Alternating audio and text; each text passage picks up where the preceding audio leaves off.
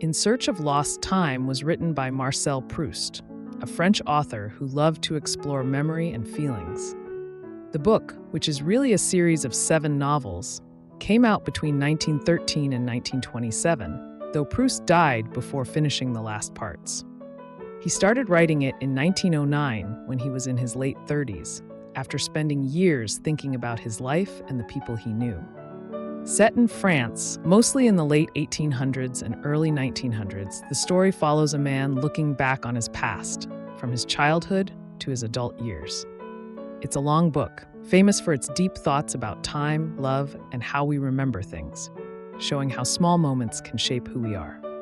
The story centers on a man named Marcel, who is also the narrator, telling us about his life as he remembers it.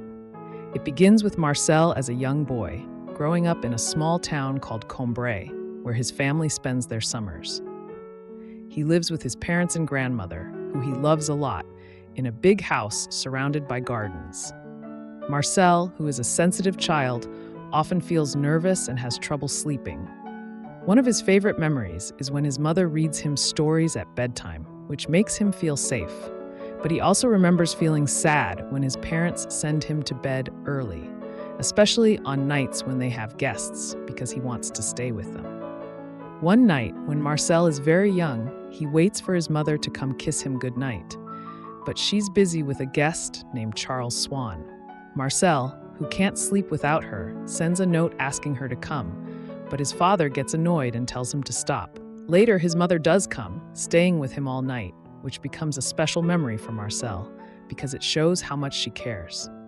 This moment, along with walks in Combray, where he sees a church and meets people like his uncle's friend Swann, shapes his early years. Swann, who is a rich man with many friends, often visits, and Marcel likes hearing about his life, especially his love for a woman named Odette. As Marcel grows older, he starts to notice the world around him more. He learns about 2 paths near Combray. One leads to Swann's house, called Tansonville, and the other to a fancy estate owned by the Guermantes family, who are part of France's high society.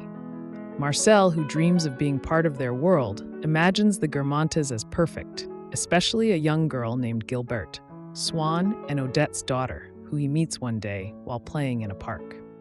He falls in love with her, even though she doesn't always notice him, and spends his days thinking about her smile and their games, hoping she'll like him back.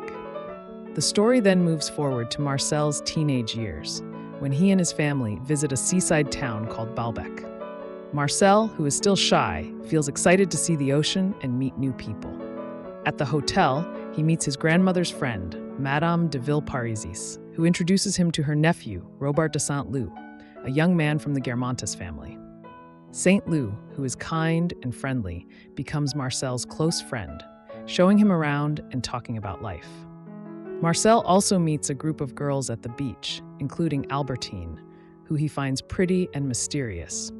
He starts to like her, even though he's still thinking about Gilberte, and spends his days watching the girls laugh and play by the sea. While in Balbec, Marcel learns more about high society through Saint-Loup and his family. He meets the Baron de Charlus, Saint-Loup's uncle, who seems strange but powerful, often talking about art and history. Marcel, who wants to fit in, listens carefully, hoping to understand their world. He also spends time with an artist named Elstir, who paints the sea and teaches Marcel to see beauty in small things, like the way light changes on the water. These moments in Balbec, where Marcel discovers friendship and first love, make him feel alive, though he often worries about losing the people he cares about, like his grandmother, who starts to get sick. The story shifts again as Marcel becomes a young man moving to Paris, where he tries to join high society. He finally gets invited to the Guermantes fancy parties, which he's dreamed about since he was a child. At first, he's amazed by their big house and the way they talk, but he soon realizes they're not as perfect as he thought, because they care more about status than kindness. Marcel, who still loves Gilberte, sees her at these parties, but she's changed, and their friendship fades, leaving him sad. He starts spending more time with Albertine, who he's now in love with, though their relationship is hard because he gets jealous and worries she might not love him back. As years pass, Marcel's relationship with Albertine grows complicated.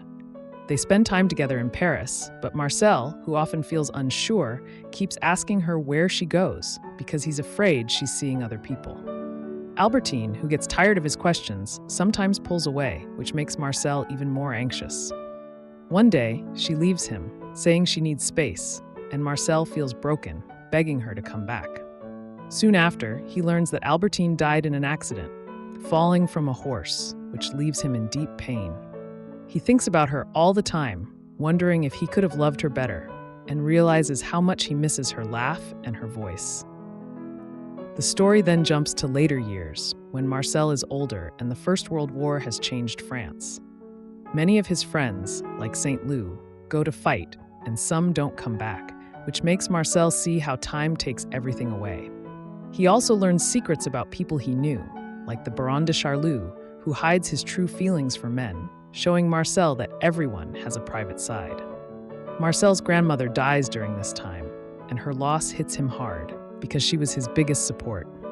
He starts to feel sick himself, staying away from society for years, thinking about his past and how fast life goes.